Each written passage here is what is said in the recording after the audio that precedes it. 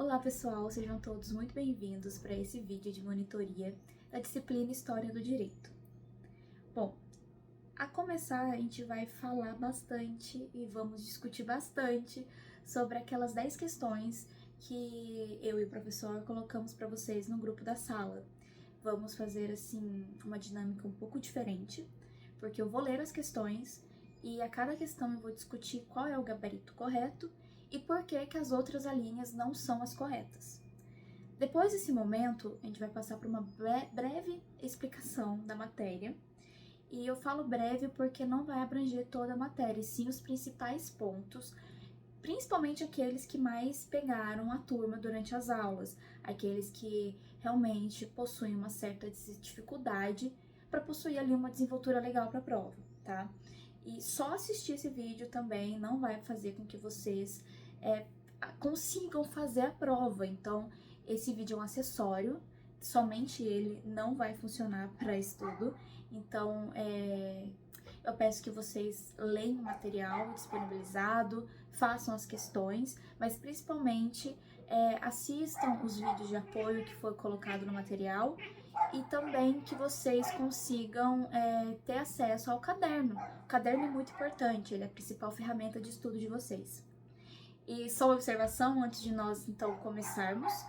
Eu tenho alguns cachorros e alguns gatos, então no decorrer do vídeo talvez a minha gata resolva dar um oi pra vocês e talvez meu cachorro resolva fazer a participação vocal dele, que eu acredito que ele já está latindo.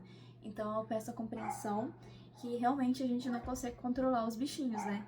Então é isso, talvez eles apareçam, talvez não, vamos torcer para que não, mas é isso. Pessoal, vamos começar então, fechou? Essas questões que foram colocadas para vocês fazerem é relativa a algumas provas anteriores. A gente fez um compilado. O professor não costuma repetir questão, por isso que nós não temos nenhum problema em disponibilizar as questões anteriores. E a prova vai ser nesse mesmo estilo, então não vai escapar disso, vai ser exatamente assim, serão 10 questões fechadas com essa pegada. Então, sugiro que vocês saibam bem o conteúdo, os tópicos, né, que foram disponibilizados no material de apoio, e a prova vai ser nesse estilo, não necessariamente com essa temática, né, às vezes fala mais sociedade segmentária, às vezes fala mais sobre estratificação, mas vai ser história do direito, até a última matéria que ele deu, que é a última matéria que está no material, que foi sobre a alegoria do bom governo e a alegoria do mau governo. E aí, vocês sabendo até esse ponto, já tá jóia para vocês fazerem a prova, tá? Então, sem mais delongas, vamos para a primeira questão. Nas sociedades segmentárias, que foram as formas mais arcaicas de organização social, o direito era uma cultura de difícil observação.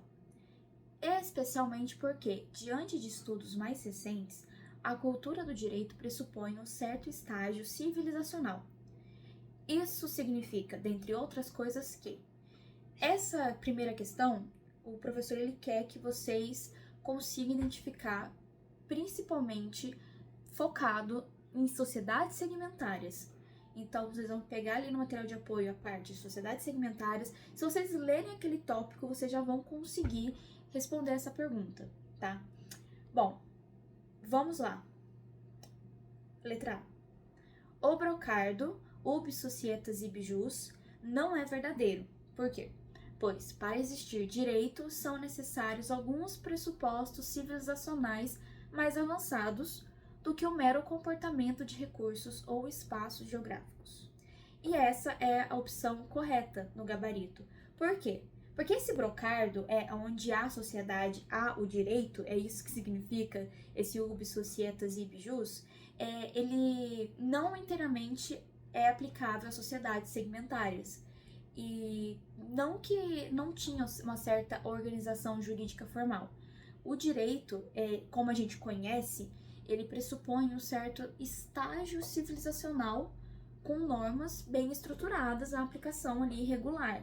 O que não existia nas sociedades segmentárias, não tinha ali um direito escrito, de fato. Então esse é o gabarito. Só um adendo também, uma observação, que às vezes eu vou estar olhando para baixo, às vezes para cima, mas é porque meu notebook tá aqui embaixo e eu fiz algumas notas, que é importante pra eu não esquecer mesmo. Somos seres humanos. Então, talvez eu fique olhando, mas podem ficar tranquilos que é só porque as minhas notas estão aqui. Inclusive, até o gabarito tá aqui em papel. Bom, vamos para as incorretas então. A B. Cada família possuía seu próprio direito, que se desenvolvia com autonomia em relação às crenças religiosas. Atenção para isso. Vivências econômicas e experiências políticas.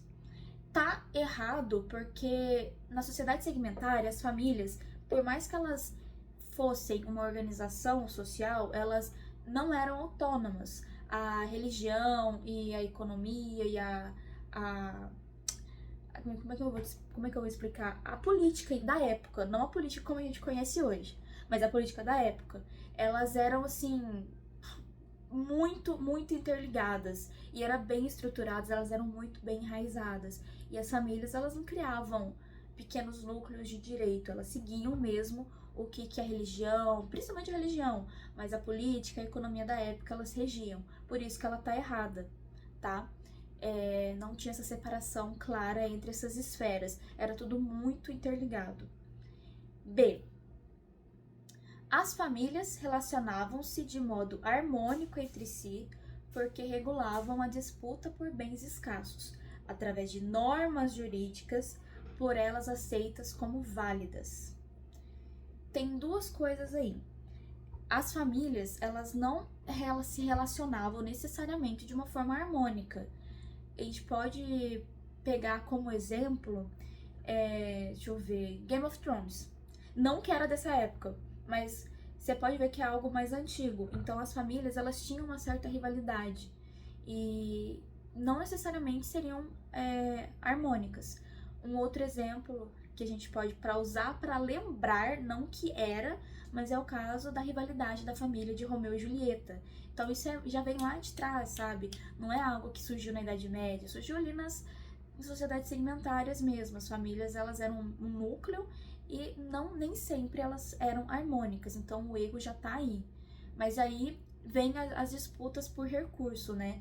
Que as disputas, né, por esses recursos, elas eram muito comuns e não tinha, assim, um regulamento escrito. Nessa época a lei, ela não era escrita, ela era informal. E justamente por isso dificultava essa resolução pacífica de conflitos. A gente tem que ter em mente que nessa época era muito comum a autotutela. A autotutela significa quando a pessoa faz aquela famosa justiça com as próprias mãos.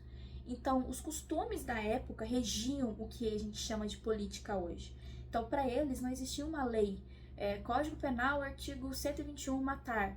Lá não existia, você desonrou a minha família, você vai morrer. Então, não tinha tanta harmonia como a assertiva C está afirmando, tá? D. O direito de propriedade e os crimes de roubo foram os primeiros institutos jurídicos da história. É interessante porque a gente sempre se questiona qual que foi o primeiro instituto jurídico, e essa vai ser uma questão ali pra frente. Então vocês podem ver que se vocês prestarem atenção quando vocês forem fazer a prova, isso não só para a prova do professor Simeone, mas para qualquer prova. Às vezes a resposta de uma questão, ela vai estar ligada a outra. Então se você não vai bem em uma questão, você provavelmente vai errar a outra. E isso é muito importante, porque às vezes a gente bate na mesma tecla durante as aulas e muitos alunos, eles não percebem que a gente está batendo na tecla porque aquilo é importante. E essa pergunta, se vocês pesquisarem na internet, no Google, vocês vão ver que muitas das vezes pergunta qual foi o primeiro instituto jurídico da história. Isso é pergunta de concurso. Então, aqui a gente está preparando vocês para o mundo real lá fora. E através dessas pequenas perguntas, de uma assertiva. Só que tá errada essa assertiva, porque embora a propriedade ela seja então um conceito ali fundamental do direito moderno, ela não foi o primeiro instituto jurídico. O direito nas sociedades mais arcaicas, pode-se dizer, ele era mais relacionado à organização social do que a noção de propriedade privada. Então, primeiro, isso é da natureza humana. Antes de você pensar em propriedade privada, você vai pensar em como se relacionar com outro ser humano. Então, seguindo pela lógica, a organização social ela veio primeiro do que a ideia de propriedade privada, tá? Por isso que o gabarito é a letra A, da 1. Tomar uma aguinha, se hidratem também.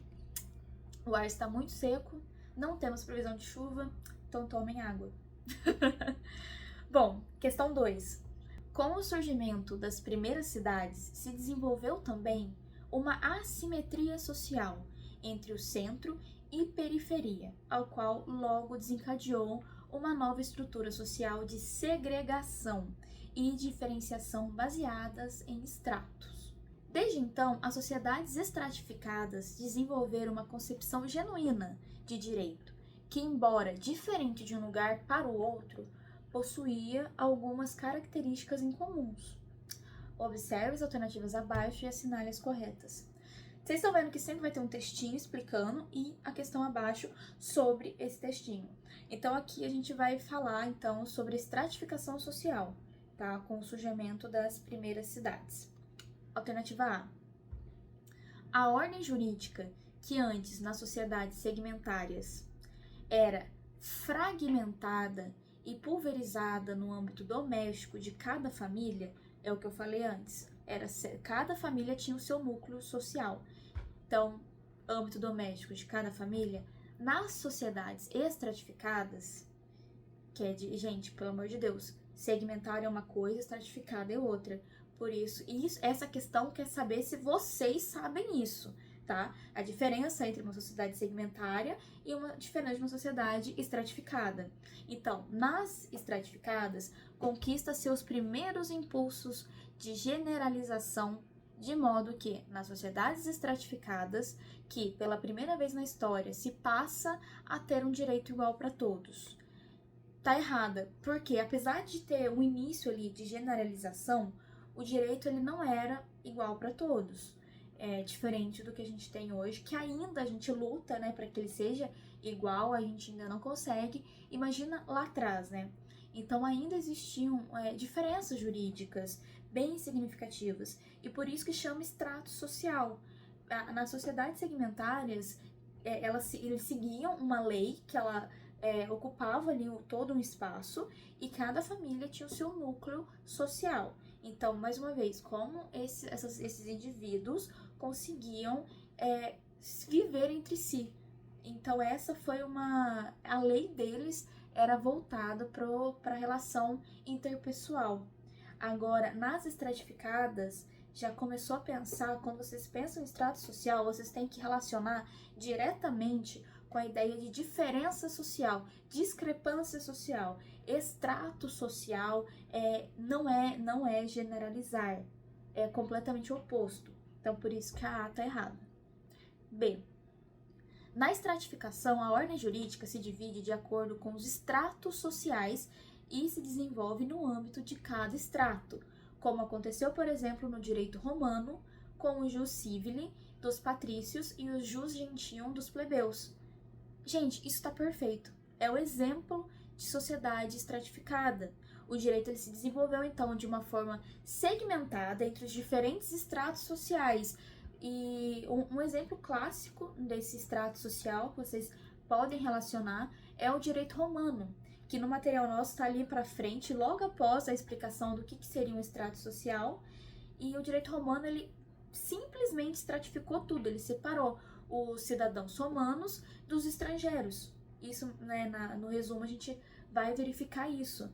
Então, é um exemplo muito, muito certeiro do que significa ali a diferença da lei baseado no status social de uma pessoa ou de uma comunidade, tá? C. Nas sociedades estratificadas, o direito se torna universal e perpétuo. Universal é outra palavra para generalizar, então já está errada. Mas vamos lá. Sem distinção de grupo social, estratos ou status ou nacionalidade.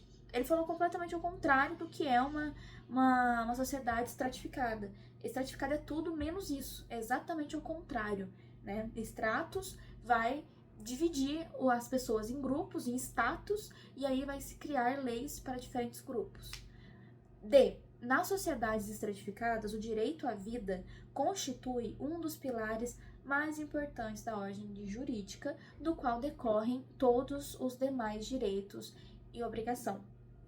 Gente, embora o direito à vida ele fosse sim importante para a época, ele não era o pilar mais importante da sociedade, senão não haveria estratificação social, já que seres humanos são seres viventes, logo com vida. Então, ele não é o pilar.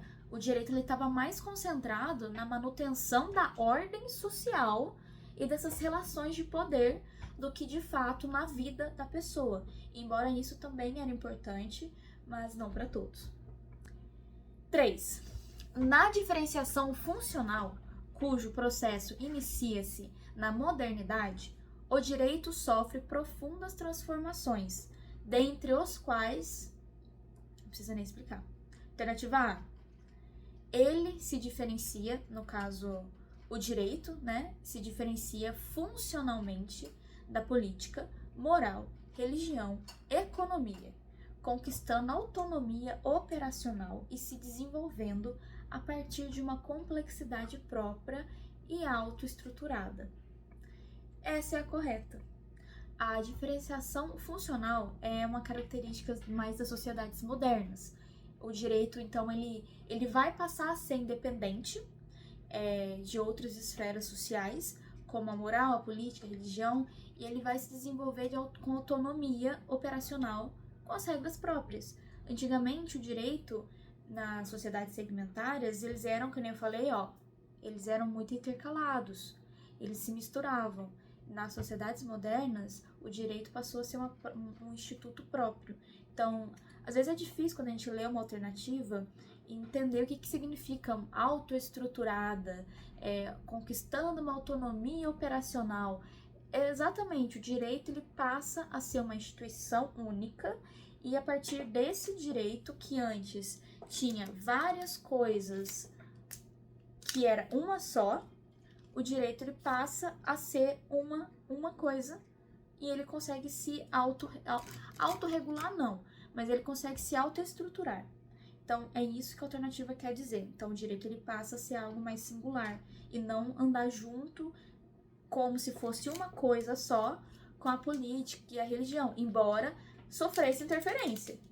Mas o direito consegue já se regular sem ter a forte interferência que nem nas sociedades segmentárias. B. O direito se torna mais humanitário, com a previsão de reconhecimento do pluralismo político e cultural, da valorização da vida, da integridade moral e da educação dos cidadãos. O pluralismo político e cultural é importante, mas ele não define de fato essa transformação do direito com essa diferenciação funcional. Vamos supor, a autonomia do direito em relação a outras esferas vai ser o ponto central. É isso, ele vai se emancipar das outras esferas, isso que é o ponto central. Então, é importante, sim, valorizar a cultura, valorizar, como ele fala aqui, né, a vida, a integridade moral, mas, mais uma vez, ele não se preocupa com isso, e sim a sua emancipação ali das outras instituições que estavam mantendo ele ali junto, né, sem a personalidade própria. É como se fosse um filho que fez 18 anos e conseguiu ficar ali sozinho e tomar suas próprias escolhas. O direito ficou maior de idade. C. Ele deixa de ser um direito consuetudinário baseado em costumes para se tornar direito positivo baseado em lei escrita. Tá incorreto porque essa diferenciação funcional ela não se refere a essa substituição do direito consuetudinário pelo direito positivo. E, mais uma vez, eles tentam colocar essa separação do direito de segundo plano, entendeu? Positivismo jurídico, como a gente aprendeu lá no primeiro semestre, com a introdução ao estudo do direito, positivismo é ali pra frente. Então, dá a entender essa alternativa, ela é muito estranha, porque dá a entender que o direito ele surgiu com o positivismo, e não é bem assim. D. Ele se transforma em um direito privado, cujo objeto não é mais a relação entre o Estado e a sociedade civil, mas entre particulares e as relações privadas. O direito, a diferenciação é que ele não se limita ao direito privado. Quando vocês estiverem lá no 9º período, no 10º período, vocês podem ver que existe facilmente um exemplo disso que a gente tem até hoje é o direito internacional privado e o direito internacional público. No primeiro período de introdução ao estudo do direito, quando vocês tiveram essa matéria, lembra que a gente diferenciava aquelas matérias que regulavam as questões sociais privadas e as governamentais? Então, ele está querendo dizer que tudo governamental, que não existe privado, se eu não me engano é isso mesmo, né? Ou melhor, ele diz que tudo é privado, perdão. Ele diz que todas as relações são privadas. E não aconteceu isso. Ele só se separou dos outros demais, se tornou ali único, inseparável, e ele consegue diferenciar então da política, da moral e da religião, da economia, sendo o direito por si só. Ele se emancipa. 4. Uma das primeiras legislações históricas originária de movimento popular e não de uma fundamentação mística, política ou religiosa foi A. O Código de Ur-Nammu dos Sumérios de aproximadamente 2000 anos antes de Cristo. Esse código, ele foi um dos primeiros códigos e foi criado por um rei e tal. Aqui tá falando que foi por um movimento popular.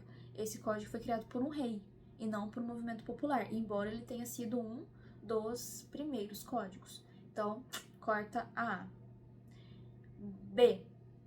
O Código de Hammurabi, rei da Babilônia, de aproximadamente 1750 anos antes de Cristo. Rei da Babilônia, não é movimento popular, corta.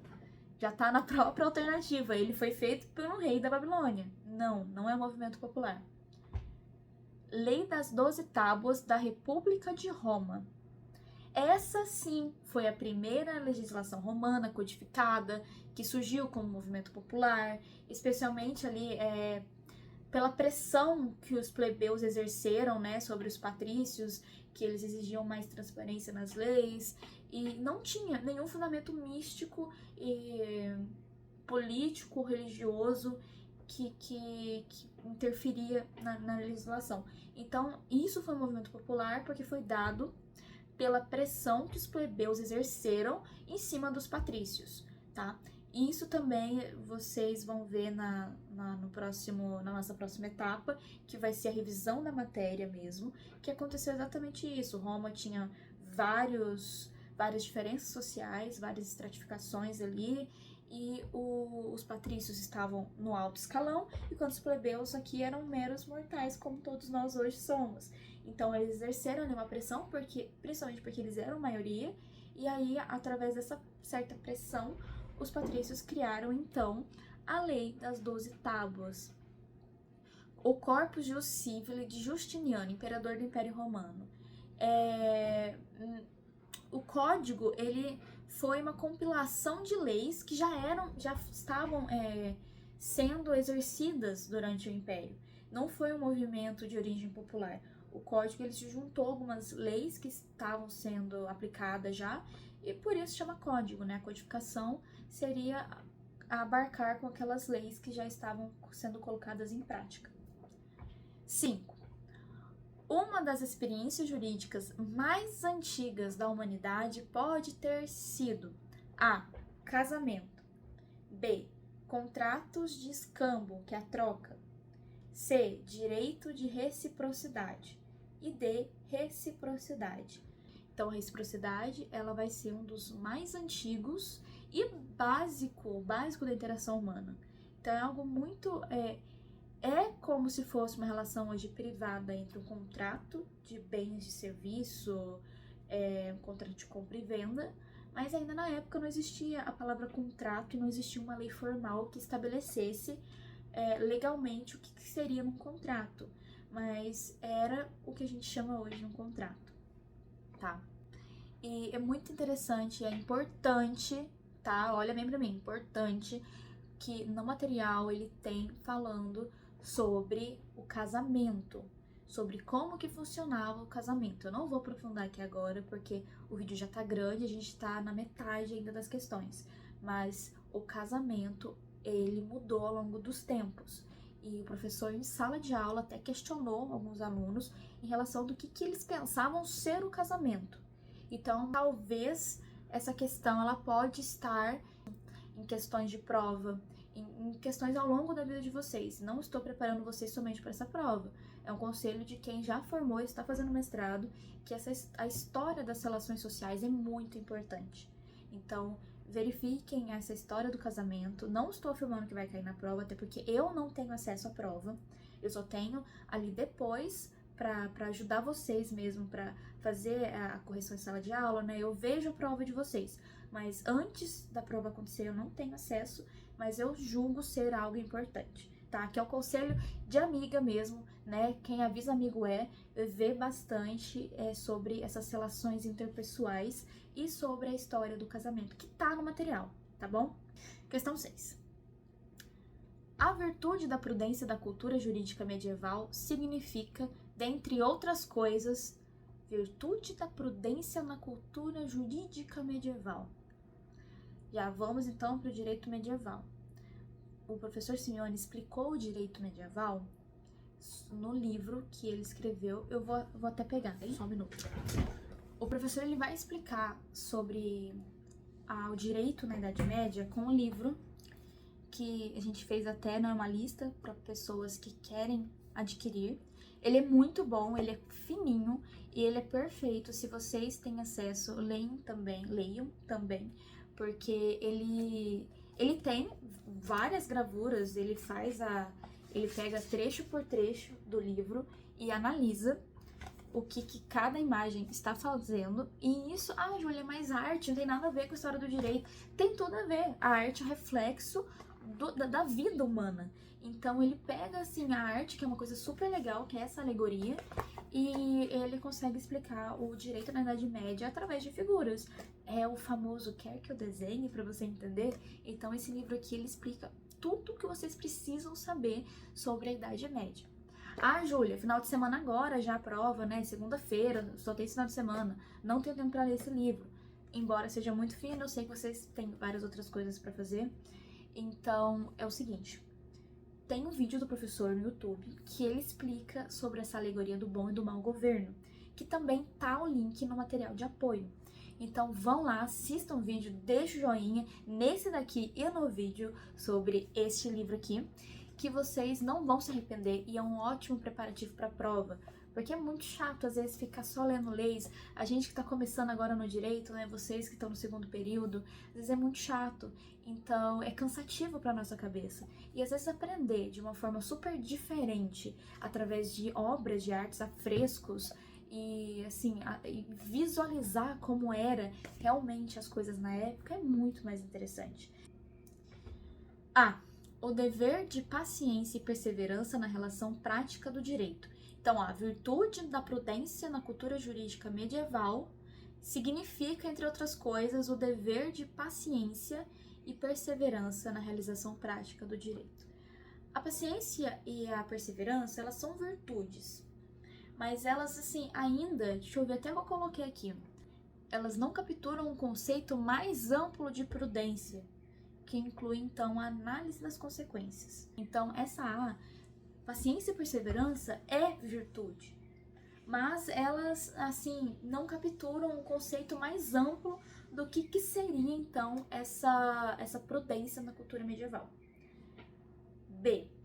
O dever de generosidade na realização e no reconhecimento da dignidade do direito.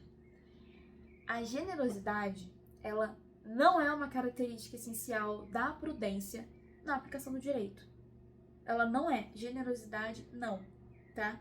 Então, ela não está nesse rol aí de virtudes e afins. Então, não. Só por isso mesmo. C. O dever de bom senso e equidade na aplicação da lei. Bom senso e equidade, assim como na alternativa A, eles são importantes. Eles existem, estão certos, mas não é o que está se perguntando. Então, vocês podem ver que quem é desinformado não vai conseguir fazer essa questão.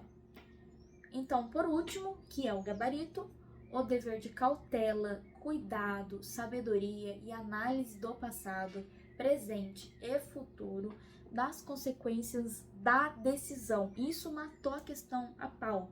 Porque na cultura jurídica medieval, a prudência, como que a prudência ela era entendida? Ela era a capacidade de tomar decisões equilibradas, ponderadas. Lembra muito as virtudes de Aristóteles. Lembra de alcançar o equilíbrio. Então, a medieval tende a ser assim. Então, essa capacidade de tomar essas decisões ponderadas, levando em consideração, então, as consequências dessas decisões, tanto no passado, tanto no presente, quanto no futuro. E essa virtude, especialmente, ela vai envolver o cuidado e a sabedoria. Vocês estão vendo como que ela é mais completa?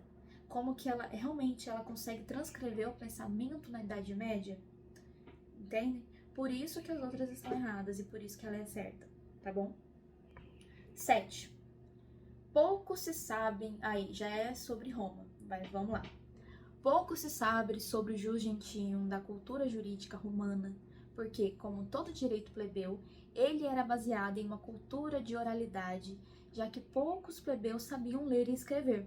Indiretamente podemos, contudo, observar alguns detalhes dessa cultura do jus gentium, que é o caso do julgamento de Jesus Cristo e a decisão de Pilatos, governador da província, de lavar as mãos ou da obrigação de José ir a Belém para responder a um censo, ocasião que, fora de casa, nasce Jesus Cristo.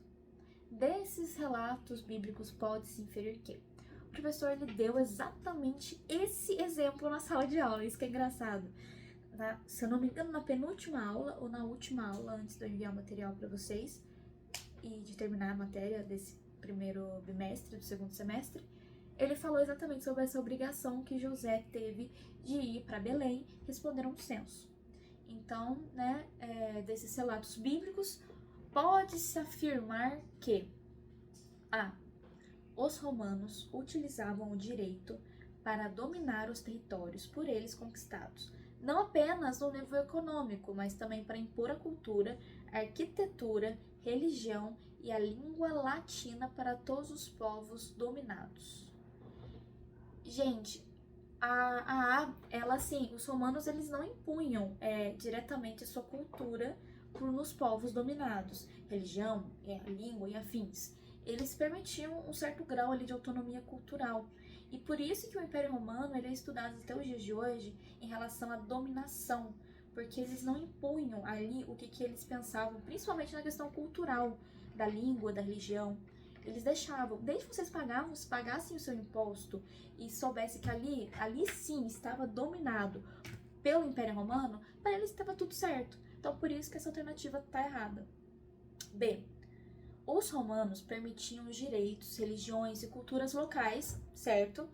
Administrando os conflitos apenas para manter o domínio sobre a dimensão econômica e a política do império. É exatamente isso que eu falei. Era assim que o Império Romano ele fazia. Então, tipo, o jus gentium, né, que significa, no caso, assim, que o romano ali, ele permitia a coexistência de leis locais, desde que fossem ali administrados pelo Império Romano. Então, cada lugar, até um certo ponto, claro, os costumes de cada lugar eles eram preservados. E o Império Romano era muito tranquilo em relação a esses costumes. Tanto é que eles pegaram muito da mitologia grega para eles, né? Isso bem lá no passado, que a gente vê que existem tanto a arquitetura quanto a religião greco-romana, que Zeus é na mitologia grega e Júpiter é na mitologia romana, mas eles são a mesma coisa. Então, assim, romanos não são ciumentos. Eles assumem tranquilamente que, claro que dependendo de um certo ponto de autonomia não era legal, mas até um certo ponto os costumes culturais e afins, né, econômicos não, mas sobre as religiões locais, eles eram super aceitos. Então, o que dominava mesmo Roma, o que eles queriam assumir era o comando econômico e político. O restante estava tranquilo. Por isso que o gabarito é B. C. A famosa expressão dá a César o que é de César ilustra a exigência romana a entregar não só a riqueza econômica dos povos dominados, mas também a riqueza espiritual e cultural do Império Romano. Na verdade, dá a César o que é de César, basicamente paga teus impostos, não tem nada a ver com isso, não é nada muito aprofundado, é só isso. Não tem nada a ver com essa alternativa C, ela está completamente equivocada. D. Se José não fosse para Belém responder o censo, o censor, que era um magistrado romano, poderia solicitar para alguém efetuar o censo da família de José em Jerusalém, em data e hora marcada. Muito pelo contrário, o censo romano não é como o censo de hoje no mundo, que bate na porta da sua casa, né, e fala: oi, você pode responder aqui uma perguntinha? Não, era ou você responde, meu filho. Não tem essa de hora e data marcada em Jerusalém. As pessoas, nossa, os censores eram figuras extremamente respeitadas no Império Romano. Não tinha essa de não responder o censo, tá? Vamos lá. 8. A noção de justiça como juízo ou julgamento final não é uma exclusividade da tradição judaico-cristã. Muitos impérios da Antiguidade Clássica também entendem a justiça como julgamento final ou definitivo após a morte. Uma dessas corporificações da ideia de justiça é aquela que consiste em pesar com o coração dos homens após a morte em sua balança, colocando em um dos pratos o coração do morto e no outro a sua pena de ganso. Se o coração do falecido for mais pesado que a pena, a justiça entrega a alma do morto para ser devorada pela fera Amite. Somente se o coração for mais leve que a pena da justiça, a alma do falecido poderá seguir em frente para encontrar as divindades da vida eterna. Essa noção de justiça responde a... Esse texto é muito legal porque ele conta a história da mitologia egípcia.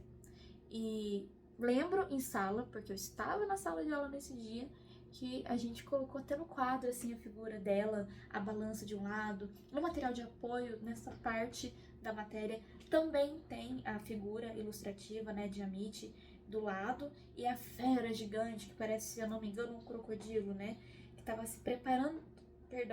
se preparando ali para comer o coração da vítima, que seria uma vítima. Então, vamos lá. Essa noção de justiça se corresponde a Amat, símbolo da justiça do antigo Império Egípcio. Exatamente, Amat, ela representava então essa justiça final depois da morte, e o símbolo dela era exatamente isso, que é a gravura que está no material de apoio. É a balança, que é usada para pesar o coração ali dos mortos, contra uma pena, que era a pena da justiça, então seu coração tinha que ser leve, né, para você não receber o eterno castigo de ser devorado pela fera Amite. Penúltima, graças a Deus está acabando, penúltima, vamos respirar fundo, tomar uma água, que a gente vai... Tá ficando gostoso, tá ficando mais fácil. Vamos lá. 9. Um dos axiomas do direito romano que até hoje permanece em nossa cultura jurídica é aquele cujo significado consiste na ignorância da pessoa a respeito de vícios, irregularidades ou problema com uma coisa ou a pessoa. O princípio jurídico que hoje se refere a isso é... Isso daqui, vocês têm que saber que cada um desses institutos romanos em latim, né, significa, porque até assim, ao longo do curso, vocês vão escutar esses brocardos. São brocardos do latim que até hoje muitas pessoas falam para deixar mais bonito, para ficar mais estético, mas na verdade o significado, ele existe e é legal se vocês resolverem usar algum dia que seja com sabedoria, que vocês saibam realmente o que aquilo quer dizer. Então, pacta sunt servanda. Pacta sunt servanda, vocês vão principalmente estudar isso em direito civil, que é quando realmente fala sobre a obrigação das pessoas em cumprir o acordo. Significa o pacto deve ser seguido, algo do tipo. Então, é aquele famoso pacto feito não se desfaz, sabe? É a obrigação de se cumprir um contrato. Então, não é o que a gente quer. Bona fides, que é boa fé, Se refere, então, que é o gabarito, letra B, a honestidade nas relações jurídicas, é o que também a gente chama no direito civil de boa-fé objetiva. Né? Não sei se vocês já tiveram essa aula, me perdoem se vocês já tiveram, mas existe a boa-fé objetiva, a subjetiva, mas o fato é, tem que ter a boa-fé, é um requisito para um contrato ser feito a boa-fé das pessoas, dos envolvidos naquele contrato. Então, é exatamente isso que o direito romano pregava ali, é um princípio que até hoje isso é algo a ser seguido, né? Essa bona fides, que é a boa-fé. A equitas, ela se refere à equidade, por isso equitas, a equidade, então não tem nada a ver com boa-fé. Virtu é relacionado aos princípios dessa boa-fé, quer dizer, não está relacionado a esses princípios da boa-fé, é mais ligado então a essa virtude de moralidade, é algo mais amplo. Pensa na virtude em Aristóteles, as virtudes aristotélicas, virtudes de Aristóteles. A virtude ela é mais ampla, ela abrange outras coisas. 10 e última. O tribuno. Opa!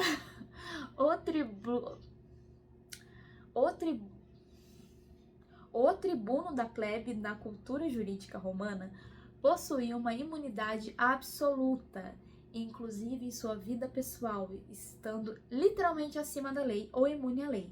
Já na Baixa Idade Média, especialmente após os cruzamentos entre teologia cristã e a filosofia grega, a imunidade dessas autoridades políticas deixa de ser absoluta. Atualmente, os membros dos legislativos federal, estadual e municipal possuem essas imunidades inspiradas, então, nessa tradição, que nos ensina a compreender a importância da liberdade de expressão para o exercício da democracia. Entretanto, por outro lado, o abuso dessa liberdade não é mais tolerado, como foi na cultura romana, no tribuno da plebe. Hoje tá difícil. Observe as afirmativas abaixo e assinale a resposta que explica por que essa imunidade parlamentar não é mais absoluta.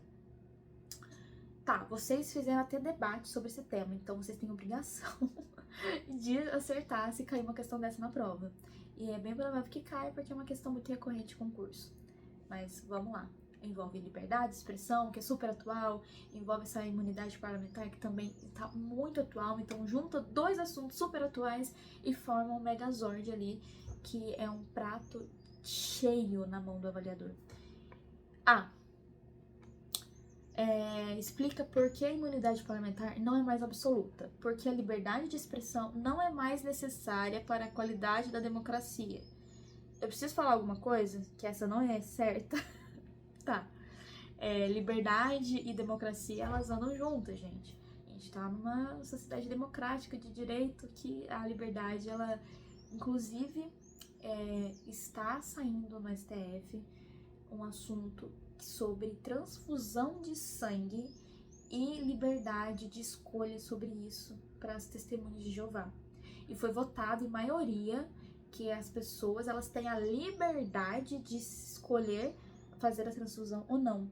Porque muitas pessoas, principalmente crianças, né, adolescentes menores de 16, 18, principalmente 18 anos, elas não tinham poder de escolha e os pais escolhiam por elas. Os pais, sendo testemunhas de Jeová, eles não aceitavam que as crianças, quando precisassem para sua sobrevivência fazer a transfusão, realizar esse procedimento, realizasse de fato. Então, os pais escolhiam pela criança não fazer a transfusão. E a criança, algumas vezes, né, por condições médicas, falecia por conta de não ter realizado esse procedimento. E foi votado pela maioria no STF que a liberdade religiosa ela vai sobressair sobre esse procedimento médico que é a transfusão. Então, olha para vocês verem como que a liberdade ela tá sempre ali de mãos dadas à democracia, tá? Isso é um assunto super atual e eu não sei em que pé está hoje. Eu vi essa notícia de relance ontem, eu estava escutando no rádio sobre isso, não prestei muita atenção, mas é um assunto que vale a pena ser pesquisado. Eu, inclusive, hoje vou dar uma sondada, porque realmente, até para quem já formou, esse assunto ele vai impactar na vida de muita gente. E por isso vale a pena dar uma sondada. B. Porque a liberdade de expressão não é ilimitada, encontrando diversas condições de razoabilidade e proporcionalidade. Gente, tá perfeito, essa imunidade parlamentar, ela é limitada, até porque uma liberdade, ela é diferente da libertinagem, que é essa liberdade sem limites. Então, toda vez que vocês ouvirem, né, falar sobre o direito de liberdade, saibam que a liberdade, nós em sociedade, a partir do momento que nós somos, né, seres viventes em uma sociedade, nós temos que cumprir com algumas obrigações, alguns deveres. E até a liberdade, ela vai ser limitada em prol, né, dessa vida em sociedade. Principalmente em uma democracia, principalmente em lugares em que tanto se fala em liberdade e que tanto se tenta ilimitar esse poder. E isso é muito comum no Brasil, que dizem, estou exercendo a minha liberdade de expressão, eu posso fazer uma piada que ofenda uma minoria, e essa vai ser a minha liberdade. Então, toda liberdade, por mais que ela seja antagônico se limitar a algo que não deveria, em teoria, a liberdade em uma democracia, ela deve ser limitada justamente por conta dessas condições de razoabilidade e proporcionalidade. Tudo aqui tem que ser equivalente e não desigual, sempre alcançando, de acordo com Aristóteles, né, o equilíbrio das coisas. C. Porque a liberdade de expressão parlamentar é absoluta e não precisa compatibilizar com os demais princípios e garantias fundamentais. Não preciso falar mais nada, garantias fundamentais não são negociáveis, direitos humanos não são negociáveis, as cláusulas pétreas não são negociáveis, então você pode expandir os direitos e nunca retirar os direitos. Ofender minorias não é uma liberdade de expressão, é uma libertinagem, é uma ofensa e não compactua, né? Eu tô usando esse exemplo de liberdade de expressão, mas claramente existem outras ofensas que essa imunidade parlamentar pode exercer em razão dessa liberdade, mas ela por si só, ela não é pretexto para se ofender nenhuma minoria, não é pretexto para acabar com o que a gente conhece como direitos humanos e ofender tudo e todos que a gente conhece. D. Porque tal como os chefes do executivo, que também são eleitos pelo povo, os parlamentares só podem expressar a vontade da lei e não sua própria vontade. Gente, nada a ver. Porque eles estão lá, os parlamentares, eles têm essa imunidade até hoje, claro que com essa razoabilidade, essa proporcionalidade, justamente para eles terem mais liberdade, usando, né, até palavras iguais, mas ficarem mais à vontade em expressar a sua vontade. A democracia é isso, você segue a lei, mas você também tem esse direito de se expressar, até porque dentro dos limites legais, eles exercem ali, eles têm o poder de exercer suas próprias opiniões. Se todos fossem iguais, não seria uma democracia. E por isso que muitos ditadores, né, todos os ditadores, não seguem uma democracia, e sim uma ditadura, porque tem esse pluralismo de opiniões. Bom, pessoal, eu espero ter ajudado, eu tentei ser o mais breve possível, estamos aí caminhando para 1 hora de vídeo, e eu vou soltar ainda um resumo da matéria, tá? Mas essas questões, elas abarcam tudo que a gente precisa saber, essas questões são super completas, e eu espero muito, muito de coração ter tirado a dúvida de muitos que me chamaram aí no privado, perguntando sobre as questões. Qualquer dúvida, eu estou à disposição de vocês, tá? Até segunda, antes da prova, eu tô aqui para ajudar e eu espero que esses estudos sejam muito produtivos. E a história do direito, ela não é importante só para cumprir, né, uma exigência do curso do direito. Ela serve para a gente compreender como as coisas hoje são, da forma que são e por que são assim. Porque tudo isso foi caminhando. Muitas sociedades tiveram que sofrer muito com muitas injustiças sociais pela falta do direito. E, na verdade, o direito, essa matéria, a história do direito, ela serve para demonstrar a importância que é hoje viver em uma democracia, a importância que são as leis, demonstra tudo que faltou antigamente, o que a gente tem hoje foi tudo muito bem aplicado. E a gente sempre está caminhando para melhorar ainda mais. E vocês podem ter certeza que daqui muitos anos o que a gente está vivendo hoje vai estar no conteúdo de muitos estudantes, se ainda existir mundo com essas queimadas, mas tudo que a gente faz é história. Até no nosso presente, que a gente não considera história, vai virar história. Certeza que a cadeirada do Datena, que foi debate do pessoal do Noturno, já entrou, na verdade, já entrou para a história dos debates da política brasileira. Então, a história, ela serve para isso. É um arquivo, é um registro e é isso. Tá joia? Deem bastante valor nessa matéria, que por mais que possa ser algo que não impacta tanto, já que é uma disciplina zetética, né, uma disciplina mais filosófica, né, história, não é tão prática, ela serve muito para aplicar a prática quando vocês estiverem ali no 5º, 6º, 7º período. Tá joia, pessoal? Foi um prazer estar aqui e a gente se vê na próxima, tá? Beijo pra vocês. Tchau, tchau!